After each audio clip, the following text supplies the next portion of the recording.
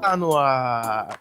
De frente com o Gabriel, mais uma semana, o 9º episódio. Quem diria, hein, gurizada? 9º episódio aí pra vocês no Spotify, no Anchor, no Over Podcast, no YouTube principalmente. Muito obrigado a quem tá se inscrevendo aí todo dia. Muito obrigado mesmo. Ó, minha gata fez barulho aqui, ó. Minha gata tá fazendo barulho aqui pra mim. Ela não gosta muito do programa, assim como a maioria que escuta, mas é isso aí, vamos evoluindo. Marília Gabriela, todo o programa eu agradeço pelo nome, que eu copiei um pouquinho. Muito obrigado.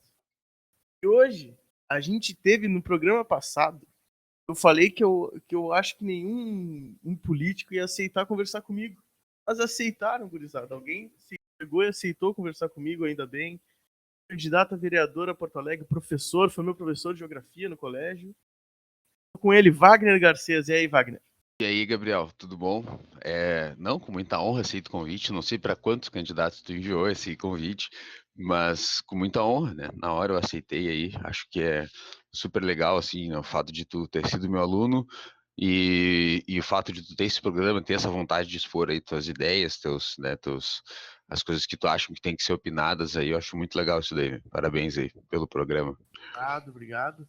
Não, eu mandei só, até agora só pro senhor. Foi o que eu mandei o convite. E aceitou, achei muito Justo. legal, porque a gente tem umas imagens, assim, pra mim, que é adolescente, assim, tô chegando na idade adulta. Os políticos não aceitam muito conversar, né? Aceitou de primeira, agradeço muito o convite. Normalmente só vão para a grande mídia, né? Mas eu acho super importante, assim, essa mídia fora do grande círculo, né? De comunicação, e eu acho que é super importante a gente fomentar isso e trazer qualidade, né? E compartilhar essa qualidade aí, que já vem sendo desenvolvida fora das grandes mídias, né? Uma honra Claro, mesmo claro. aceitar o convite. Muito obrigado, muito obrigado. E antes da gente falar de política, educação, essas coisas, vamos conhecer que é o Wagner Garcês. Quantos anos tu tem, Wagner? Já, pergunta íntima, assim. Tenho 37 anos, sou nascido em Porto Alegre, criado em Porto Alegre. Já morei fora, mas me criei aqui, né? Morei pouco tempo fora. Morei em Recife 1 ano. E tenho 2 filhas, uma de 5 e uma de 9 anos. Sou formado em Geografia pela URGS. E tem mais um monte de coisa aí, que não sei se eu falo agora, mas tamo aí. Pô, e ser professor no Brasil é uma dificuldade, professor?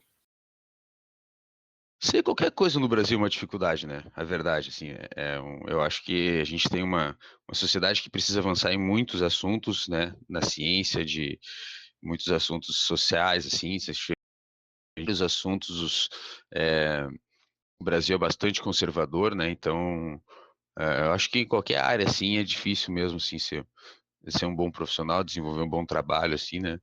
Mas, com certeza, a educação nesse sistema conservador, ela é bastante nevrálgico, bastante central, assim, essa dificuldade de tu impor, de fazer e desenvolver um bom trabalho. Sim. Tu acha Mas é que gostoso ser professor, mas é difícil. ah, lógico, dá pra ver que os professores recebem um salário, né, que não merecem, né, porque recebem um salário medíocre, realmente. Os caras são professor, né? Qualquer pessoa que se forme em alguma coisa tem que passar por um, né? É verdade, né? É verdade. Basicamente isso. E a pandemia, como é que pra ti foi a pandemia pra educação aqui no Rio Grande do Sul? Acha que afetou Ah, muito? sim. Afetou muito. Eu acho que assim, ó, por mais que tenha sido ruim assim para o calendário anual, eu acho que é a primeira vez que o pessoal se preocupou com coisas que devia vir se preocupando já há alguns anos. A questão da falta de acesso à comunicação, né, bons equipamentos, a falta de internet, a preocupação com alunos que não têm suporte, né? Então, até mesmo, pô, o aluno que não tem eh, pais com faculdade ou que tenham um conhecimento que possa auxiliar com conteúdo, né? Alunos que não tem ninguém na família que tenha uma formação que auxilie com conteúdo, que não tem computador, que não tem internet, já vinham mal na escola. A escola já exigia isso para fazer pesquisa, já exigia isso, né? Nos trabalhos em grupo, né? Acesso à informação e tal. Isso aí já era necessário, só que ninguém dava bola, né? Azar o teu, tem a escola aqui, né? Se tu não tem acesso, né?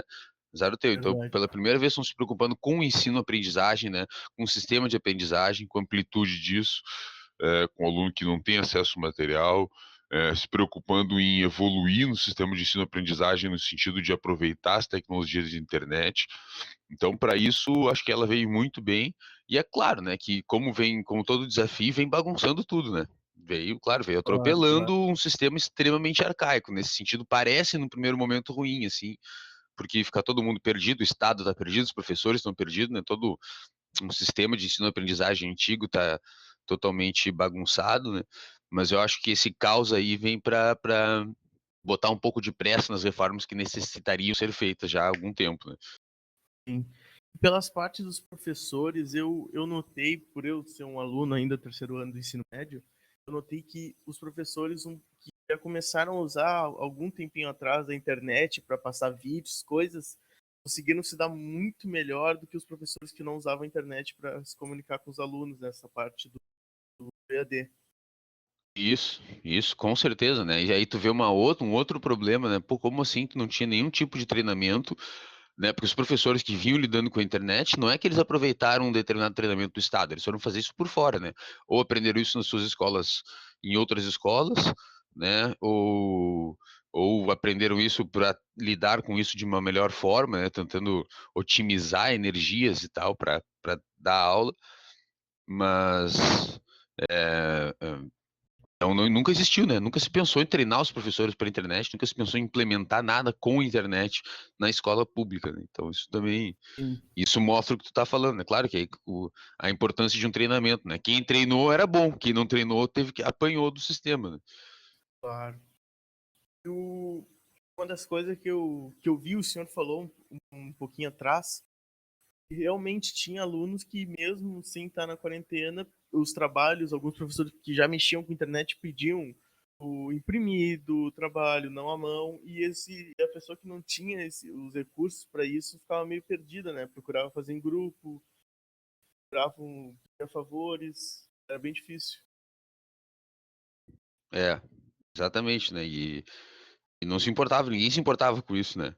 Porque o aluno que se vire, né? E agora, como ganhou uma escala gigante, né? Aí agora tem que se preocupar com isso. Então, eu falei, é importante, muito importante que tenha se parado para olhar isso, né? Então, só se não Claro. fosse a pandemia, não iam se preparar para isso nos próximos 4, 5 anos, não iam tomar nenhuma medida em relação a isso, né? Não tem que vir dar um sacode, só a pandemia mesmo para dar um sacode no sistema de ensino do Brasil, né? E, Que não é novidade na história do Brasil, né? Na é, verdade, a pandemia que teve da gripe espanhola na década, né, colocou, foi a semente que se teve para uma implantação de um sistema público de saúde, né? Né, só a saúde só começou a andar quando começou a dar problema na saúde de maneira geral da população brasileira, né? Enquanto não deu problema, enquanto não morreu um monte de gente, ninguém pensava a saúde de maneira coletiva. Cada um que contrate o seu médico particular e azar do resto, né? e o vírus, eu acho que ele vai deixar muitas coisas, mesmo com a vacina, que vão continuar nos países que aprenderam, tiveram uma educação, que tem uma educação um pouquinho mais. Ligaram, sabe? Tipo, o uso da máscara, que os japoneses vêm fazendo há tempo, os chineses, por causa da poluição e por causa de doença também. Eu acho que o brasileiro talvez consiga, tenha que começar a usar também, porque vai deixar marcas, né? A pandemia sempre vai deixar marcas. A gente, depois que acabar mesmo, vai deixar marcas.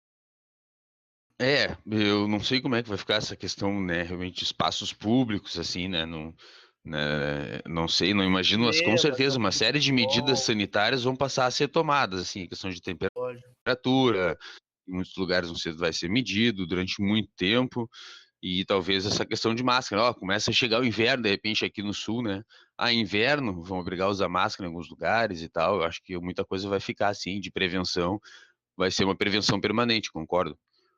As mesas mais separadas nos restaurantes, no futebol, talvez, não tendo 100% a Pois questão é, do nisso já estádio. talvez o pessoal vá com massa, mas eu acho que não vão, tipo, o estádio vai lotar, daqui a 3 É, anos os estádios vão lotar, né, não vão não o lotar os país do estádios, futebol não né. tem o que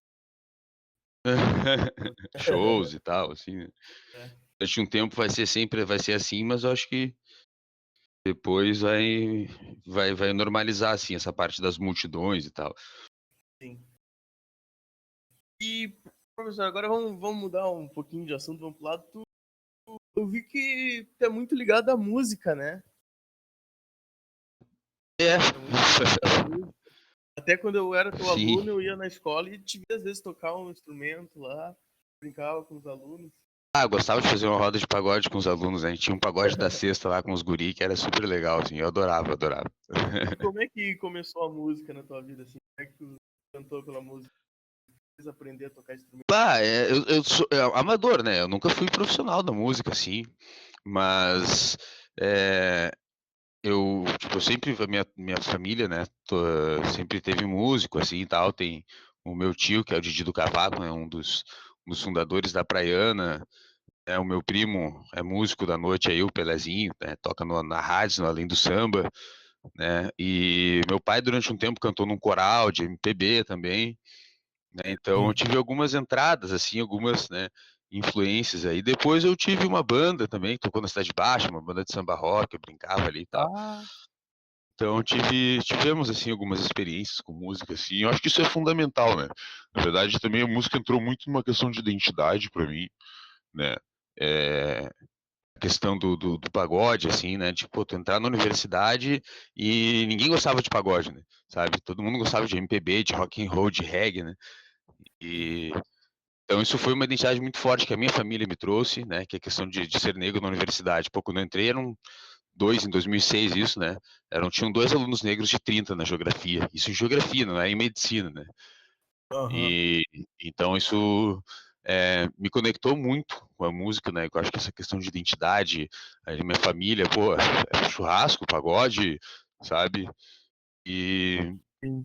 e isso era uma coisa que era uma exceção na universidade, então aquilo ali foi um apego, se tornou um apego muito maior para mim, né, de saber, assim, que quanto mais tu ascendia socialmente, mais isso se tornava escasso, né, tu não tinha amigos, não tem o círculo social que vai nesses ambientes culturais, então acho que isso, pô, isso deve ser bem mais valorizado para uma série de famílias nas periferias, né, deve ser, as pessoas deveriam ter muito mais acesso, assim, a isso, e ter uma amplitude maior do que isso representa, assim, na sua vida, para união de família, sabe, para a identidade. Eu acho que eu acho isso super importante, assim, acho que a cultura é fundamental na união familiar, na identidade, né, no quanto tu consegue te identificar enquanto pessoa, enquanto comunidade, na questão, numa amplitude menor, né, e numa escala bem maior, né, Sim.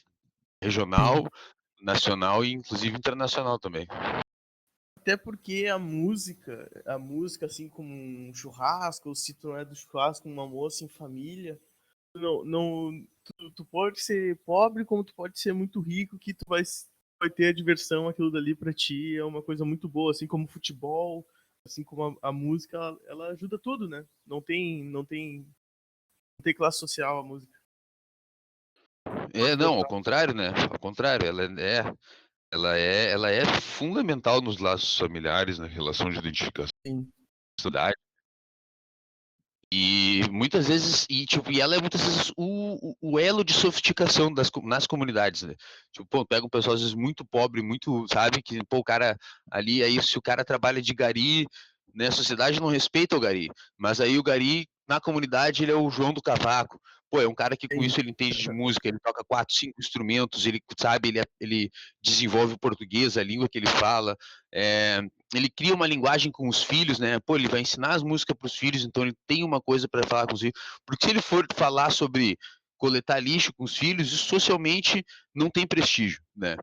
E de repente na comunidade ele é o João do Cavaco e isso dá um respeito para ele, dá uma sofisticação, dá um ensino de lógica matemática, sabe, da cultura, faz com que ele tenha noção de outros ritmos, noção de outros ritmos, relação cultural mesmo, né? Assim, eu acho que a música é super importante na relação da identidade, na relação familiar mesmo.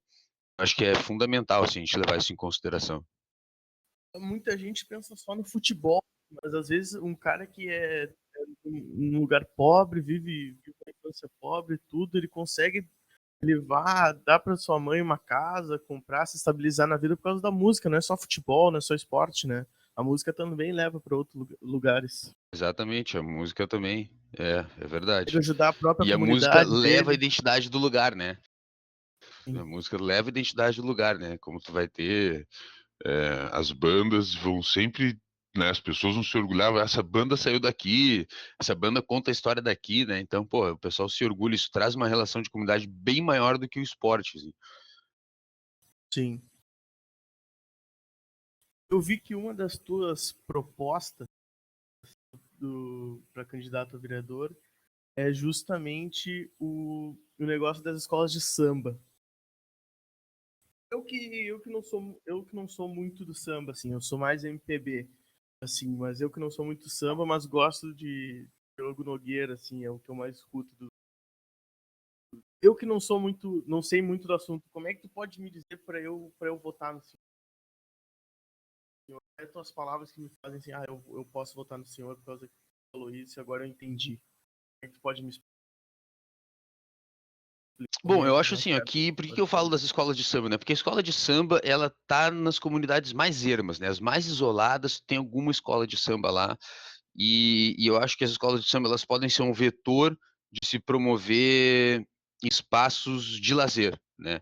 A gente vai pensar assim, as periferias têm muito pouco espaço de lazer, e as escolas têm que promover espaços de lazer, né, semanais, elas podem receber investimentos de empresas privadas, investimento público, para promover shows, para promover eventos infantis semanais, teatro, sabe, apresentações que valorizem os artistas locais, e para receber esses investimento para que possa realizar essas atividades, seria interessante, seria necessário que a gente capacitasse os agentes para que eles pudessem receber né, e aplicar esses recursos.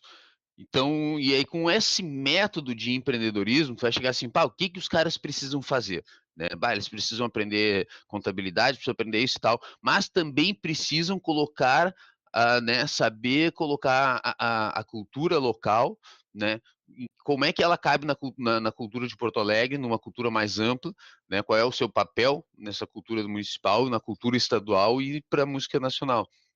Sim, Então, quando se faz isso, tu capacita os caras para uma questão de se apropriar de uma fatia do mercado, que eles vão promover mais shows, vão promover os artistas locais, né, e é como se fosse meio que uma produtora, entende? Então isso geraria renda e assim como tu ensinaria esse pessoal, tu consegue promover oficinas para ensinar empreendedorismo para outros agentes, o pessoal que trabalha com comida, o pessoal que trabalha com tecido, que trabalha com outras, uma série de outras coisas, de outras prestações de serviços ou até produções industriais, de velas, né, de microindústrias, assim, podemos dizer, indústrias caseiras, podemos dizer assim. Então, é, a ideia de tu investir em cultura traz a ideia do empreendedorismo. E a ideia de tu colocar a cultura nessa maneira, tu dialoga com as escolas, o sistema escolar. Né? Porque aí tu tem também a Lei 10.639, que fala de tratar a história e a cultura afro-brasileira nas escolas. Mas se tu não tem nem esse recorte da cultura afro-brasileira, como que tu coloca ela nas escolas? Então isso dialoga também, a manifestação cultural vai dialogar com as escolas. E vai dialogar com o ensino, aprendizagem, como que tu quer que aquela comunidade apreenda essas relações culturais, essas relações econômicas, né, que vão trazer, que podem ser, como que tu apreende isso de maneira a trazer isso para o ensino-aprendizagem. Então, a ideia é tu sofisticar os agentes de maneira que tu crie toda uma cadeia cultural, produtiva, para beneficiar as comunidades, né? E tu tem também aí sim, um sistema econômico que mudaria no Brasil em função disso, compreende? sim. Então acho que a gente é por aí que a gente consegue, mudar a economia do país, né, e por aí que a gente consegue mudar o sistema urbano, pensar o sistema urbano a partir da autonomia das comunidades, das lideranças das comunidades. Sim. Falando em sistema urbano, eu falei que ia estar com o senhor aqui, né? Bater um papo aqui com o senhor e me mandaram perguntas. As pessoas me mandaram perguntas para eu fazer. Posso lhe fazer uma pergunta que me mandaram? Oh, com certeza, com certeza. O que ele acha que poderia melhorar o transporte público? Eduardo Moreira me mandou essa daí. o meu transporte público, na verdade, a gente pensar como que seriam aproveitadas essas comunidades, né. Como seria Sim. aproveitado o sistema de transporte? Como que ele vai beneficiar as pessoas? Eu sempre tenho defendido a ideia de que o transporte público deveria ser subsidiado, né. Ou seja, o governo federal ou algum outro, né, deveria, eh deveria subsidiar o transporte público, porque assim, se pensa o transporte, o metrô ele era subsidiado, ou seja, ele custava um e pouco, né, e depois passou a custar 4 e pouco, 4,20, né. Então enquanto ele era Sim. R$ 1, tá aproximando, fazendo valores aproximados, enquanto ele era R$ 1, as famílias tinham R$ 3 que elas ficavam com elas consumiam os R$ 3. E as famílias de renda 2.000, 3.000, R$ 4.000 são famílias que, usam toda a sua renda, né, aplicam parte no sistema financeiro, gastam em comida, gastam em lazer, né, então tu gasta 100% do dinheiro que está na tua mão. Então, os R$ 3 eles se transformam cada vez que tu investe o teu dinheiro num CDB, numa poupança, tu paga imposto. Quando tu consome um pastel, tu paga imposto. Então, o governo federal subsidiar o transporte público para que as pessoas possam circular com o mínimo de custo possível, faz com que o dinheiro fique na mão do trabalhador. E esse dinheiro vai Sim. ser gasto com outras coisas, vai ser gasto com o sistema financeiro. Quando tu coloca R$ 10 na poupança, ou num CDB, o banco tem esses R$ 10 que ele pode emprestar para o microempresário, né. Então é importante que parte disso vá para o sistema financeiro, é importante que tu vá para o consumo, então tu aumenta toda uma cadeia de consumo. Então se a passagem de Porto Alegre fosse 50 centavos, se as pessoas pudessem circular o tempo inteiro, certamente a gente teria um aumento vertiginoso do consumo, né, de consumo cultural, consumo industrial, uma série de coisas, de alimentos, de tecido, de roupa, né, e viagens, relação com, sabe, tu ia ter aumentar vertiginosamente o consumo, e isso ia Uhum. retornar, isso ia pagar o subsídio aquele que ia custar para o governo, né, então não é um subsídio que ia ir para o buraco, "Ah não, esse dinheiro o governo vai gastar e vai ser um custo", não, ele é um investimento, certamente esse dinheiro retornaria, para o estado na questão de recolhimento de impostos. Sim. Eu penso transporte público assim, qual seria o mínimo de custo que a gente pode chegar para as pessoas circularem, sabe, como que a gente chega nisso? Acho que tem que pensar o Uhum. transporte público a partir daí. Sim. E eu eu sou muito contra certas coisas do estado, assim, eu acho que tem coisas que tu não pode que pra mim tem que ser públicos, tem que ter o estado ali, que é a educação, segurança e a medicina, né, que isso daí não tem o que fazer, pra mim não existe tirar isso daí e colocar tirar estatal disso, colocar dinheiro, tipo, pra tu precisar pagar, não ter um SUS, eu acho que não ia dar certo. Mas eu acho que tem muitas estatais aí pelo Brasil que não precisavam ter. Tu acha que o Brasil, por um dos países que mais tem estatal no mundo, tu acha que tem que ser assim ou tu acha que podia dar uma diminuída nesse número? Eu acho que assim, né, eu acho que o estado brasileiro ele tem que diminuir, mas a gente tem que tomar cuidado com o que lado do estado vai diminuir, Também né, acho. eh, certamente, né, eu acho que, muita gente concorda, né, na segurança, saúde e educação tem que ser do estado, né, mas a educação é uma coisa mais ampla, né, como é que a gente relaciona, pensa a educação sendo do Estado, o sistema de pesquisa científica, por exemplo. Parte pode ser privatizado dentro do sistema de pesquisa científica, né. A pesquisa básica, ela precisa ser aplicada pelo Estado, mas a pesquisa de ponta, que é muito dinâmica, ela pode ser terceirizada, ela pode ser, não digo privatizada, né, mas a gente pode Sim, permitir que entidades privadas, se apropriem ou utilizem o conhecimento em si, enfim, né, para aplicar para investir em empresas e na sua empresa, né, comprar pesquisa e tal, encomendar pesquisas, né. A pesquisa de ponta, ela pode, em parte, sim, ser levada por entes particulares, né, por empresas particulares, privadas. Mas a pesquisa de base, que é a pesquisa que vai levantando vários dados que não necessariamente servem ao mercado, né, mas que o mercado utiliza aquilo ali para pegar de ponta para "Não, essa parte aqui me interessa". Tá, mas a gente tem que ter toda uma pesquisa de base que tem que ser permanentemente brasileira. Então, não precisa necessariamente ou ser só privatizado, né, ser só, privado e nem ser só estatal, alguns sistemas que a gente pode pensar. Talvez o sistema de saúde a gente possa pensar de alguma maneira assim, né, talvez alguma ponta do sistema de saúde possa ser, sim. liberado para entes privados, né, e a base dela, toda a base de sustentação realmente ser pública. A medida disso eu também não sei, porque a saúde realmente não é uma especialidade minha, mas eu percebo que isso pode sim, a exemplo de de outros países, assim, isso pode ser, com qualidade, com saúde de qualidade, isso pode ser considerado, sim. Sim. Que eu vejo várias pessoas falando assim, que têm opinião diferente da minha, sabe? Elas são 100% estatal, 100% Estado, o Estado tem que estar 100%, e pessoas que são 100% não Estado, querem tudo libertário. Eu sou É. mais ou menos, eu tô por ali. Tô por ali. Justo, justo, exatamente, né, a gente tem que Tô por acabar com ali. essa polarização do Brasil aí, porque a Guerra Fria já acabou faz tempo, né. É, eu vejo que depois das eleições de 2018, as pessoas. Começou em 2017, por aí as pessoas não conseguem mais conversar sobre política sem agressão verbal, sem começar a levantar a voz um pro outro, só porque o outro tem opiniões diferentes, sabe? Eu acho que enquanto a gente não mudar isso, a política brasileira vai continuar aí que tá. Sem ouvir o povo, É sem nada. verdade, não, com certeza, essa polarização aí, ela vem tornando a política, o sistema de comunicação cada vez mais pobre, né, a gente vê cada vez mais as lideranças cada vez menos preparadas, cada vez mais radicais, e quanto mais radical, inteligente, e a ciência tem um papel muito importante nisso. Desculpa. A Não, ciência não, tem um que papel isso. muito importante nisso.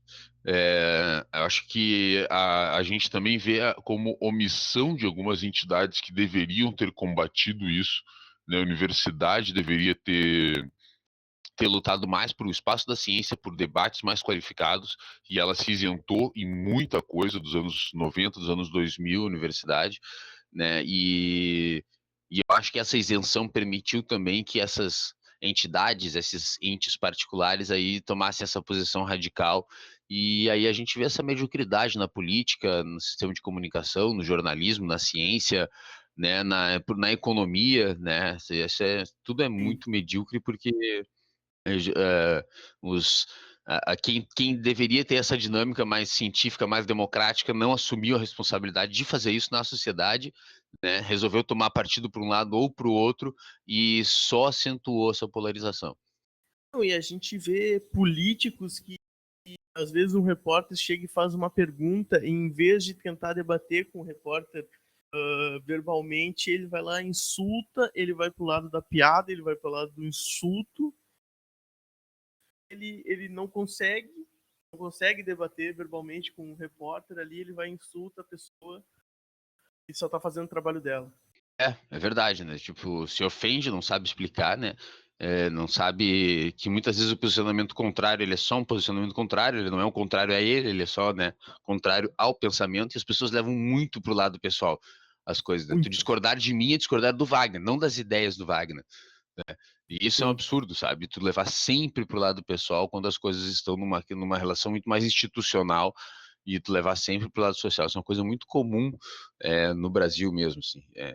E tu vê que eu acho que um exemplo, assim, né, de como as coisas começam a virar e a gente não se dá conta, né, tipo, porque sempre foi a ideia geral da sociedade e na academia, né, nas universidades, a ideia geral de que a ciência é oposição à religião. E hoje a gente vê a Universidade Federal, né, que seriam as mães da ciência, digamos, os grandes desenvolvedores da ciência, os Sim. fomentadores da ciência no país, a gente vê eles com posições pouco científicas, né? Quando as ações afirmativas têm base científica e muitas universidades federais estão lutando contra as ações afirmativas e elas têm base científica. Então, estão lutando contra uma metodologia científica. E, ao mesmo tempo, a gente vê entidades, universidades católicas, como as PUCs, falando de ações afirmativas, trazendo Angela Davis para dar aula na pós-graduação, trazendo Djamila Ribeiro para dar aula na pós-graduação, né, aumentando as cotas raciais, né, aumentando o debate sobre a questão das ações afirmativas. Então, a gente tem hoje, né, uma Conferência Nacional dos Bispos, a CNBB, os bispos do Brasil, uma CNBB que é muito mais inclinada a dialogar com esse setor do que a Universidade Federal, né? Então a gente vai Sim. vendo que a razão ela também dá várias voltas, né? Ela não é a ciência não é oposição à religião necessariamente. Ao fundamentalismo religioso, com certeza, mas não necessariamente à religião. Aham. E a ciência é fundamental para um país que quer crescer, né? Tu tirar a ciência de lado, Fundamental. Não. basicamente, tu não cresce. Pode ser qualquer coisa E que aí a não vai gente vê a crescer. mediocridade do nosso sistema científico, né? Aí tu vai ver, tem vários cientistas brasileiros que trabalham nesse meio, assim, tudo que recebem prêmios lá fora, mas aqui tu vê uma notícia no site que tu nem sabia que existia, nem sabia que essa pessoa tinha ganhado um prêmio porque não falam, né? A gente não fala. Não falo. A É, gente exatamente. quer as pessoas que trabalham nessa área cada vez mais longe da mídia, parece. E aí essas pessoas que trabalham nessa área também se acham inimigas da mídia e não conseguem dialogar com a mídia no sentido de não vamos Sim. trazer realmente uma cara científica no Brasil, né? A ciência, a academia, tomar a mídia como inimiga também é um problema porque aí a mídia coloca a ciência como inimiga. Então volta àquela polarização que a gente falou, né? É. A ciência não pode ser inimiga da mídia. É impossível, não pode isso. Ela também faz parte de um sistema científico, também faz parte de um sistema científico informacional, que na verdade é a terceira revolução que a gente passou, a terceira revolução industrial que a gente passou, né? A revolução industrial, quando ela chega na década de 70, né? Que ela, na verdade, na segunda metade da década de 40, a partir dali, a gente começa a desenvolver o sistema informacional. Então, o sistema industrial ele é técnico, científico, informacional. Então, quando a gente chega no Brasil, que o sistema científico e informacional estão sempre um batendo no outro, aí tu vê que o problema, a gente não atingiu a terceira fase da Revolução Industrial. Sim. E a gente vê E tá que chegando na quarta, né? e a gente vê que muita gente, as pessoas, tipo assim, vamos dar um exemplo, eu voto no Bolsonaro. O Bolsonaro na eleição passada. Muitas dessas pessoas que votaram no Bolsonaro tem gente que cobra, só que a partir do momento que eles elegeram quem eles queriam, eles não cobram essa pessoa. Eles defendem a todo custo, até nos erros. E aí tu vê o mau caratismo, tu vê que a pessoa tá muito mais querendo, muito mais por gostar de uma pessoa do que realmente se importar com o país onde ela vive, né?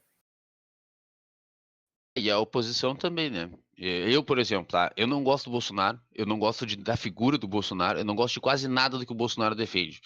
Mas quando eles falam em diminuir privilégios, esse é o assunto que me toca. Não posso deixar de dialogar com o governo Bolsonaro em alguma coisa que toca que a gente possa dialogar. Então, se ele falar em diminuir, em acabar com as pensões dos militares, pô, eu sou super a favor, entendeu?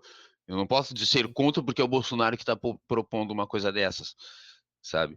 Quando eles questionam o subsídio que o sistema S, né, Sesc, Senai e tal, recebem do governo federal, ele diz, liberalismo é liberalismo, a gente não pode financiar um determinado sistema industrial se a gente está defendendo o sistema liberal. Beleza, vamos dialogar com isso, concordo, sabe?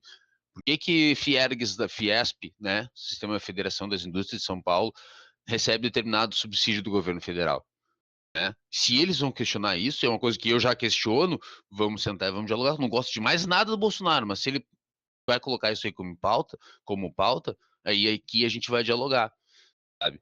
E sistema tributário, a ideia de fazer uma reforma tributária, talvez seja a única coisa que ele tenha, né, botado em debate. Não vou dizer que o formato que ele vem apresentando seja o formato ideal, mas é uma coisa que realmente é necessária que seja feita. Como é que a gente não vai dialogar com isso? Se é uma coisa que eu acho necessária, ele vem com uma proposta de se fazer uma reforma. Por que eu vou bater nele até quando me interessa, né?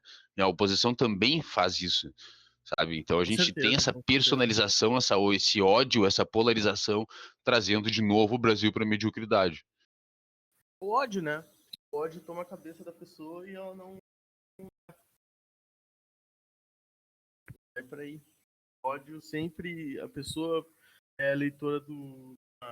Ela votou no Haddad, mas o Bolsonaro, como tu acabou de dar um exemplo aqui pra nós, falou de um negócio que ela gosta. Ela realmente pediu, que ela gostaria de ver acontecer, mas por ser o Bolsonaro, ela acaba não querendo que ele faça isso, né? Porque aí ela vai ter que dizer que ele tá É. certo. Isso é uma coisa que ela a pessoa não quer ver. É, verdade. Concordo. E agora, vamos falar de um negócio assim, tu fala muito sobre o negro no Rio Grande do Sul. Daqui eu li a campanha, e teus vídeos de campanha, tu fala muito sobre a história do negro no Rio Grande do Sul. Por ver, assim, é um assunto onde eu não me encaixo muito. Eu sou branco, é negro, Aham. só que, só que eu tive uma aula, eu me lembro muito bem disso, que eu tenho o professor Ernesto, professor negro de História, Pô, e ele deu baita aula, professor. assim, baita professor, e ele deu aula, falou sobre negros, tudo, e aí eu vou falar o nome do professor, assim, chamaram a minha turma para ter uma palestra sobre racismo. Eu pensei, não, vai estar o Uhum. Ernesto, talvez estaria o senhor, vai estar pessoas negras falando para nós. O que seria, como é que foi os casos, como é que a gente Uhum. pode evitar. Porque eu cheguei para ver na minha escola e tava lá, só tinha pessoa branca explicando o que era racismo. Aí eu senti. Eu não senti desconforto porque eu nunca passei por isso, mas eu via os negros da minha turma tiram. Eles não tá certo, sabe? Eles falaram assim: ah, não tá certo isso daí. Aham. Sim. O que, o que tu acha disso sobre palestras sobre racismo, não ter nenhum negro para falar coisas? Eu acho que não, eu acho que sim, depende da proposta, né. Eu Sim. acho que a população branca tem que falar sobre racismo, assim como os homens têm que falar de machismo, né, e Uhum. principalmente porque como a nossa sociedade é muito, preconceituosa e muito conservadora, tem brancos que só ouvem pessoas brancas. Ou, de Aham. repente, só ouve aquele jeito, só vai compreender, então o negro dizendo: "Ah, mas o branco faz isso, o branco faz aquilo, parará", né. E ele não, ele se sente atacado, né. De repente ele vê um branco: "Ô meu, o branco faz isso, eu fiz isso, minha família fez isso e eu vejo isso muito como errado", aí ele se sente com uma certa identidade. Pô, tem um cara admitindo ali que é errado, tendo a coragem de vir falar a público que é errado, eu consigo assumir para mim mesmo que eu tô Sim. errado, né. Uhum. Então, eu acho que tem sim um lugar de fala que pode sim colocar os brancos para falar sobre racismo, né. Agora só isso, né, talvez realmente seja complicado, né, a gente tem que, né, compreender outras questões, né. E eu vejo isso muito do machismo, que isso eu acho que isso traz um desenho um pouco mais amplo, né, nesse sentido, né, eu sou homem, sabe.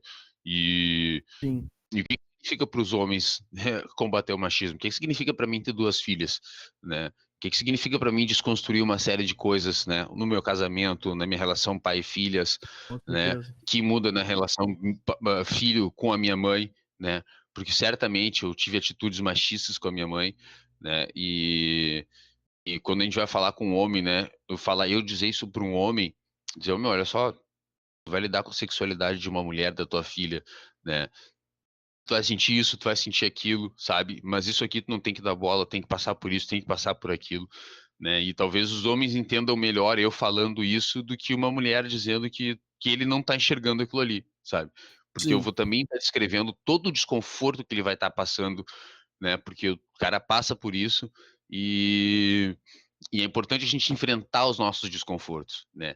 E o pessoal tem medo de enfrentar desconforto, né. Tu não quer ser acusado, tu não quer se sentir desconfortável. Então tu tem um lugar de fala para isso, para os brancos falar de racismo, para os homens falarem de machismo, né. Tem um lugar de fala, tem um lugar importante aí, porque é um desconforto que toda a sociedade precisa lidar. Aham. Ah, eu sou homem, já fiz atitudes machistas, não posso dizer que não.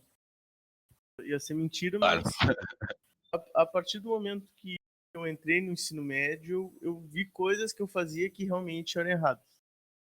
E o cara aceitar Exatamente. mudar, o cara que não aceita mudar, mas o cara que mudou, ele realmente mostrou que mudou, não tem o que fazer. Tu vai xingar o cara pra quê? Mas o cara que não consegue entender a ideia, ele Mas é porque é uma vai indo, vai discussão indo. mas é uma discussão não, é uma desconstrução constante, né. Não existe assim, Sim. pá, desconstruir o machismo. Agora eu não sou mais Ah, machista, já revisei as minhas atitudes, já me arrependi do que eu fiz e agora eu não sou machista. Não, vai ter sempre reflexos de comportamento, vai estar sempre meio que claro. se cuidando, sempre vendo novas situações, sabe. É sempre, é Sim, eternamente, assim, até eu morrer tu vai estar revendo com determinados certeza. comportamentos, né. É. Eu trouxe aqui no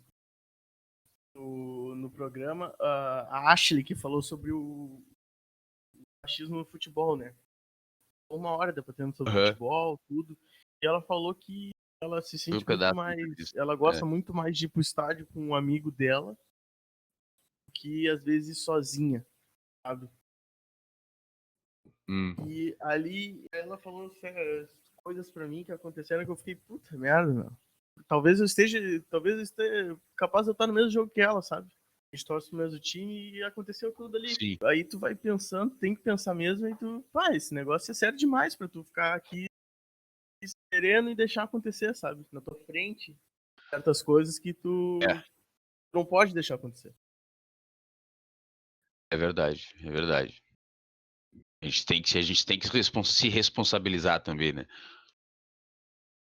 Com certeza. E a gente falou até do futebol feminino, não, de como tem gente que trata o futebol feminino como obrigatório, porque agora tem uma lei que todo clube, acho que Série A, Série B, tem que ter um time de futebol feminino, né? Se não tem essa lei, eu discuti com ela, se não tem essa lei, não ia ter. Mais da metade dos clubes não ia É, ter criado time. Porque se não é a lei fazer com que eles façam isso, não ia ter. com Eles certeza, não estão com nem aí, eles certeza. não estão nem aí.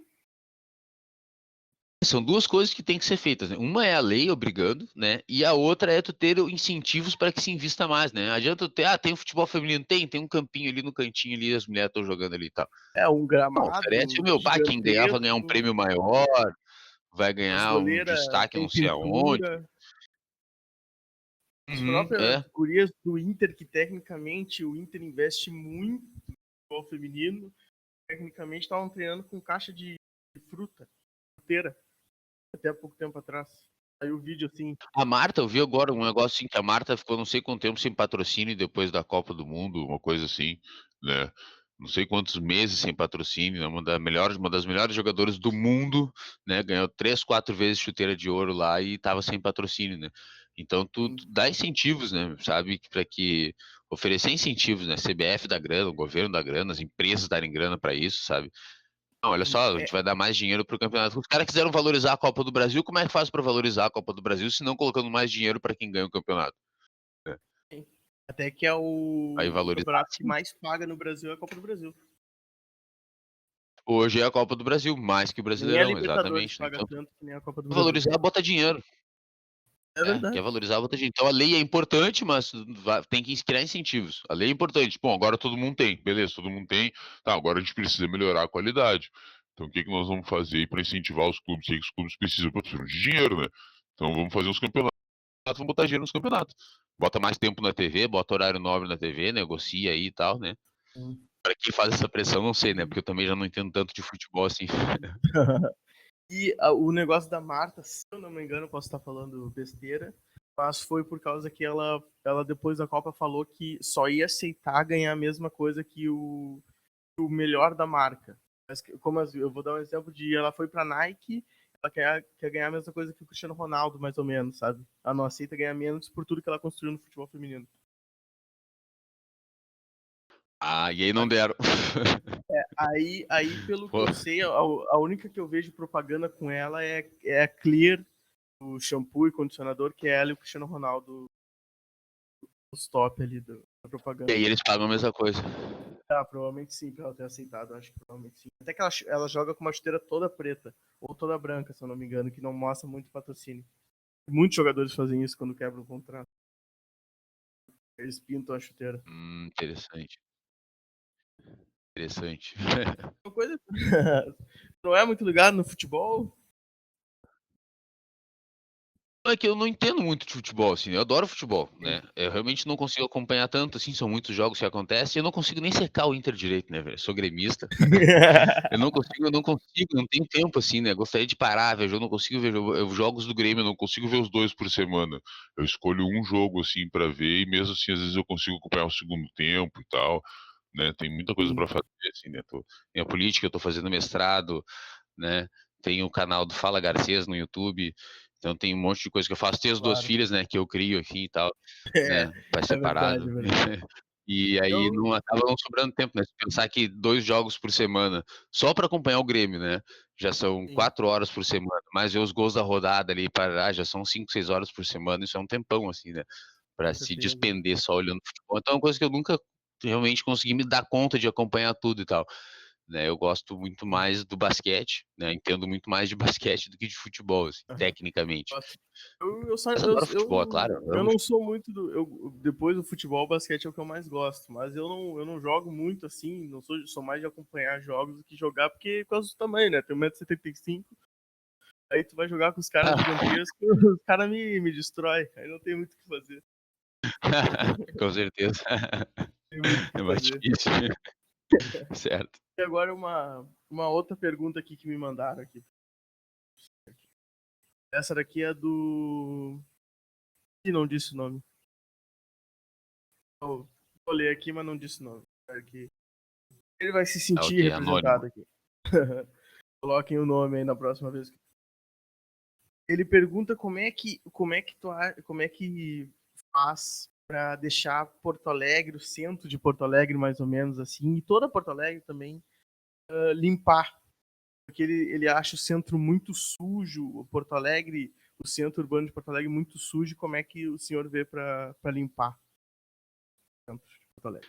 Cara, eu acho que, assim, eu acho que, na verdade, quando poucas pessoas falam disso, nessa relação de uma mudança cultural, assim, né. O centro de Porto Alegre, uma série a elite porto-alegrense, até a década de 50, 60, ela era muito lusitana, muito portuguesa, a elite porto-alegrense.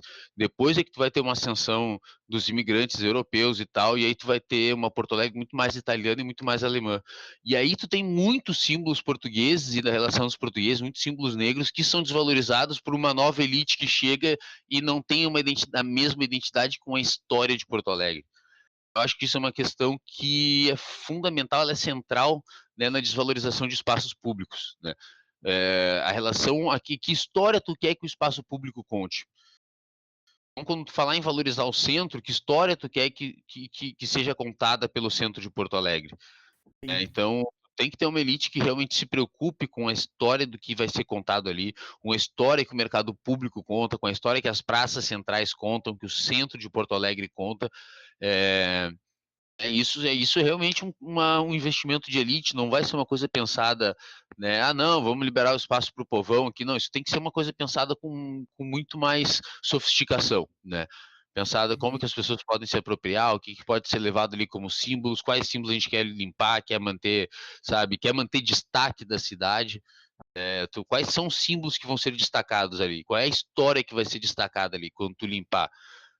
E isso é o mais importante, não é só limpar, tirar a sujeira. Quando tu tira a sujeira, tu valoriza, destaca alguma coisa, alguns símbolos. Quais são os símbolos que vão ser destacados quando a gente tirar a sujeira? Eu acho que isso é central. O que que a gente precisa destacar no centro de Porto Alegre para que ele seja valorizado? sim. E muitas outras coisas também, que tu vê que não é nem a primeira, nem a segunda, quarta, nem quinta preocupação, né? A limpeza do centro de Porto Alegre, e muita gente pede. Pode ser que pior que não é mesmo, porque primeiro tu tem que pensar em arrumar as escolas, aí depois como é que vai ser a saúde, aí vai para segurança e vai ficando embaixo e ninguém toma a rédea para mudar isso. Amanda Schneider. Por que entrar na política? Porque entrar na política, na verdade foi em 2018, né? Eu vim estudando por Itamaraty, né, durante 4, 5 anos até 2018. E aconteceu que em 2018 teve um programa, o Renova BR, assim, que era um programa de São Paulo, de um movimento liberal de São Paulo e tal. liderado, pensado, orquestrado pelo Eduardo Mufarrege, um grande empresário de São Paulo. E eles chamaram lideranças de todos os estados do Brasil para fazer parte desse programa de qualificação dos políticos e do fomento de novas lideranças para ocupar as cadeiras legislativas do país. Naquele ano era a candidatura a deputado federal. Eu, né, dentro desse espectro, né, estava sendo lançado pelo Celso Ataíde a ideia de ter um partido de negros das comunidades, que era o Frente Favela Brasil, era para ser um partido. É o partido E que tu tá. não se tornou partido, né? Acabou que foi Normal. um projeto que o próprio Celso Ataíde não quis levar a cabo, assim, ele não quis, Sim. né, não quis se tornar uma liderança política, ele quis lançar a ideia e quis que a ideia fosse dar certo sozinho, mas sem ele, né? Mas ele era uma grande figura, uma grande liderança, e sem ele não deu muito certo. Mas quando estava essa ideia sendo tocada para frente, sendo tocada por ele, assim, eu fui uma das lideranças sendo convidado para participar do partido, fiz a seleção para participar do programa Renova BR, passei no programa, tinha uma seleção bem rígida, tinham 100 vagas, 4.000 pessoas disputando por essas 100 vagas, passei na seleção e aí, né, por ter sido, né, acabei me tornando meio que uma liderança nesse sentido, né, regional aqui do Frente Favela Brasil. Aí eu fui chamado, conclamado a me candidatar a deputado federal para trazer essa ideia, né? E ali, digamos que os meus estudos, no fato de eu ser professor, o estudo para o Itamaraty, né, que envolve todo um pensamento de sociedade brasileira, toda uma questão científica da sociedade brasileira, no direito internacional, no direito interno, na economia internacional e economia nacional, toda uma relação da geografia local, da geografia nacional, regional, continental, com a geopolítica mundial, né? Então todo esse estudo assim ele convergia, né? O fato de eu ser professor, ter sempre pensado em educação e converger com esse estudo sobre da história da geopolítica dentro do Itamaraty, do Ministério das Relações Exteriores, para o qual eu vinha me preparando. E então meio que essas ideias assim elas tiveram essa centralidade nesse movimento da Frente Favela Brasil. E aí eu não meio que sempre continuei, né, participando assim, né, desse movimento. Aí continuei no partido que era o PPS, se tornou Cidadania.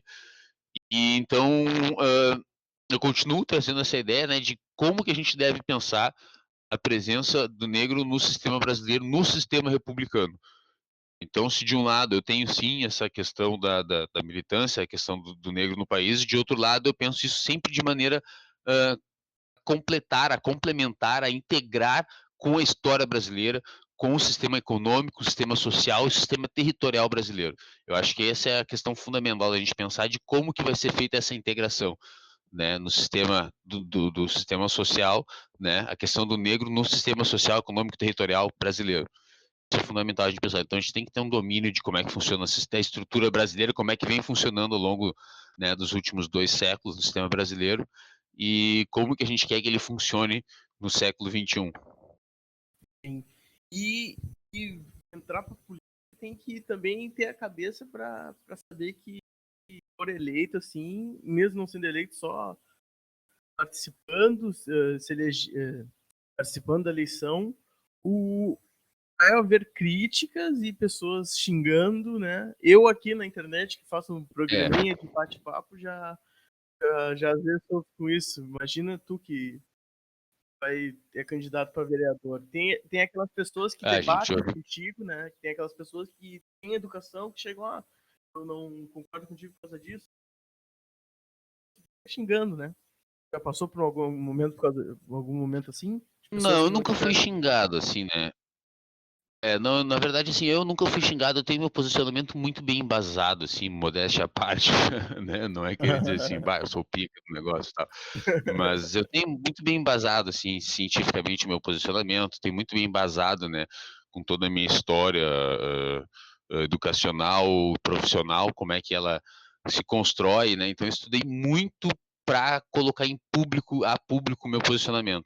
Mas eu tenho colegas, né? Tem colegas do Igualdade que o pessoal chega xingando, assim, já me relataram mais de 10 vezes, assim, como é que tipo, como tem recebido tipo, críticas com xingamentos sobre posicionamento crítico. Né?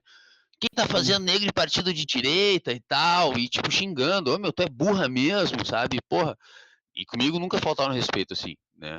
E mas com colegas, assim, que, tipo, que não são tão preparados, assim, que chegam, sabe, já foram bastante xingados, assim, eu tento sempre dar um apoio, dar uma força, né, sempre converso bastante, assim, com meus colegas, as minhas Com colegas, assim, de certeza. política, de partido, para tentar dar uma base no nosso posicionamento, né,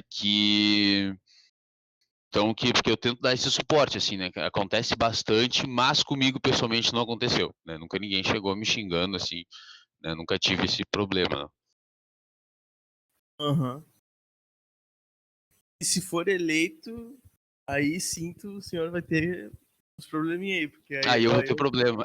aí eu acho que vai ter uns caras que Com vai certeza. chegar, aí eu acho que vai aparecer, porque ele sempre tem um pra falar É. merda. Mas também, né, cara, contra a ignorância, sim, eu simplesmente, né, como eu falei, tenho tudo meio embasado, eu tenho, né, eu acho que a gente sempre busca respostas, eu acho que todo mundo que questionar e eu não tiver respostas eu louvo, né, assim, o que eu mais quero é receber perguntas que eu não tenho respostas, o que eu mais quero é receber questionamentos que eu não tenho resposta, porque são coisas que eu não pensei Sim. e que vou passar agora, né, o que eu mais quero é ouvir questionamentos que eu não tenha pensado. É o que mais me instiga, assim, o que eu mais gosto de receber questionamentos que eu nunca pensei, sabe? Gosto de ser desafiado, sabe? Sim. Agora, ser xingado, né? Tipo, não tem o que fazer, né? Se vai xingar, tá, tem um pau no cu, tu é É um olhar o comentário trouxa. da pessoa Ah, o que eu vou e fazer, né, tia? tu vai olhar pro cara e tu vai dizer, É, ah, pena que, tá, né? né? Me acha um trouxa, então, o que eu vou fazer? E pra terminar, que tá dando nosso tempo, o tempo aqui do meu editor aqui já disse que tá dando tempo. Uhum. Pra terminar aqui, vamos descontrair um pouquinho, uma coisinha mais pessoal aí. Tu, assim, tu sempre quis ser professor? Ou tinha outros planos? Sempre quis ser professor, sempre quis ser professor. Tipo, não exatamente só professor, mas eu sempre quis trabalhar no sistema de educação. Eu sempre pensei a educação de uma maneira bem mais ampla, assim, que sempre quis tratar a educação de uma maneira bem mais ampla. E claro, ser professor faz parte disso, né? Mas eu sempre, assim, porque eu trabalhei dos meus 15 até os 20 anos, eu trabalhei com computação gráfica, né? Trabalhei Sim. dentro dessa ideia de meio de marketing, design e tal. E não era uma coisa que eu era muito bom, assim, né? Eu gostava, assim, tecnicamente ali na Isola, né? Pontualmente eu era bom naquilo ali, mas de maneira ampla, investir em marketing e tal, eu não conseguia ver competitividade, eu não conseguia ser, sabe? Nada para mim era inovador, assim, tudo que eu via, o pessoal tava voando e eu não conseguia buscar nada, assim, sabe? Tudo para mim, tipo, tudo era novidade, tudo era, sabe? Não conseguia enxergar aquilo ali Sim. como um sistema, então eu apanhava demais daquilo ali, né? E aí a educação era uma coisa que para mim era fundamental, era muito importante, né? Tipo, se debatia muito na época, assim, né? A gente tá falando da metade da década de 90, depois de 95, 96, se debatia muito sobre educação, se debatia muito, né, sobre o que é o Brasil, quais são as identidades regionais, né, como o sistema latino-americano, se debatia muito sobre isso, sobre sistemas sociais, a ideia de, né, fora a FMI e tal, quais as alternativas, né, quais os mundos alternativos que a gente pode viver. E aí eu pensando aquilo ali, e nessa relação cultural, né, que eu digo, quando eu chegava no ambiente universitário, onde toda a cultura que embasava a minha vida, que embasava minhas relações pessoais e familiares, elas não estavam naquelas relações sociais da universidade, né, pensar a educação de maneira mais ampla se tornava, assim, cada vez mais desafiador. Então, Sim. sim, eu pensei em fazer licenciatura quando eu saí desse sistema, assim, né, eu pensava, vou fazer universidade, vou fazer licenciatura, não sabia se ia fazer letras, história, geografia, acabei optando pela geografia por causa do meio ambiente e da questão política, né, coisas que só ali juntava meio ambiente e política, eu Aham. gostava muito dessa ideia, e então acabei optando pela geografia, mas escolhi sim, desde sempre ser professor, trabalhar com educação, mais do que só ser professor, trabalhar com educação. Sim. E eu ia parar por aqui, mas eu tenho que fazer uma pergunta pra geografia. Com Tu já certeza. viu, já viu uns vídeos de uns americanos que as pessoas fazem que é perguntando onde é que é a América? Eles respondem nos Não vi Estados esse Unidos. vídeo, mas já tô. Eles respondem nos Estados Unidos assim, vocês conhecem a América, América do Sul? Aí eles falam, não existe América do Sul, existe América. Ah, é mesmo? Não, não vi, Um não sabia monte de não, vídeo esse assim, daí. eu acho que é o Nossa. site o Omegle. Assim que os caras chegam com um mapa, assim, me aponte onde é que é a América. Aí eles só apontam pros Estados Unidos, assim. como se Não o vi, resto. vou Aí, procurar isso o daí. cara, aí a mulher ou o cara chega e fala: ah, a América é um continente, assim. Aí eles ficam: não, não, a América. Teve uma que falou: não, eu tenho certeza que a América é um país. A América é um continente. Não, não, a América é um país. Poxa, a América é um país, é complicado. Bah, que povinho. Muito obrigado pela tua participação, viu, Wagner? Muito obrigado mesmo. Obrigado, Agradeço de Gabrielzão. coração. Obrigado pelo convite aí.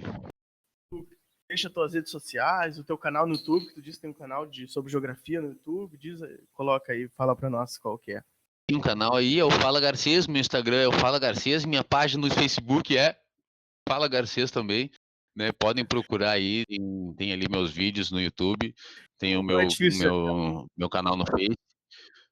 Não é difícil de achar, né? Fala Garcês, o mesmo é nome pro YouTube. barbadinha de achar, procurem aí, questionem, mandem perguntas, querem saber da minha candidatura, querem saber do projeto, tá sempre aberto aí, quanto mais perguntas chegar, eu vou fazendo vídeo sobre o que o pessoal quiser saber sobre a política, sobre a proposta, né? Se quer criticar, se quer apoiar, se quer debater, eu acho que isso é fundamental. Acho que o que falta é a gente debater profundamente sobre as nossas propostas, né?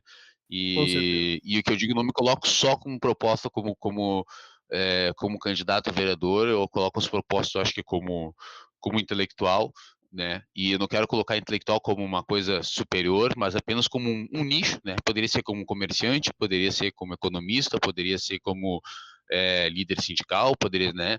Então, só como um espectro de várias representatividades sociais, o meu é intelectual, isso não desmerece nenhum outra representatividade, né? Ao Sim, contrário, né? Me coloca a serviço de outras representatividades. E eu acho que as propostas vêm desse posicionamento, elas não são como candidatas, elas são mais profundas do que uma eleição apenas, então é muito legal que o pessoal questione, que mande mensagens, que mandem perguntas, mandem dúvidas, temas que gostariam de debater, e eu vou publicar tudo que o pessoal mandar aí, beleza? Inclusive tu aí, Gabriel, se quiser mandar coisas aí, vamos mandar, né? Pô, Adorei teu programa aí, diferente com o Gabriel, achei sensacional. obrigado, muito obrigado. Quero agradecer quem tá ouvindo até aqui no Spotify, no Anchor, em todos os lugares que a gente tá, no YouTube principalmente, se inscreve, siga no Spotify. Agradeço ao Wagner por ter vindo, agradeço a você que tá ouvindo até aqui. Deixa o like, deixa o dislike se não gostou, e se não gostou, escreve nos comentários por que não gostou. Se gostou, escreve nos comentários por que gostou. É isso aí, muito obrigado por ter ouvido até aqui e tchau. Beleza, abraço, tchau, tchau, gente.